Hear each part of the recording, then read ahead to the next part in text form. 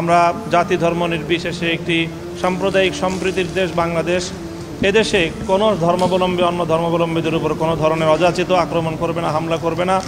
কাজে এই অরাজকতার সুযোগ নিয়ে বা এই বিশৃঙ্খলার এবং এই বর্তমান রাজনৈতিক পট পরিবর্তনের সুযোগ নিয়ে কেউ যেন সেই ধরনের কোনো পদক্ষেপ গ্রহণ করতে না পারে, সেজন্য আমরা বিশেষভাবে সকল দেশবাসীকে আহ্বান জানাচ্ছি। বিশেষ করে রাজনৈতিক নেতৃবৃন্দ যারা রয়েছেন, আমাদের ইমাম সাহেবান যারা রয়েছেন, আলেম ওলামা যারা রয়েছেন, তাদের ক্ষেত্রে একটি অগ্রণী ভূমিকা পালন করতে হবে।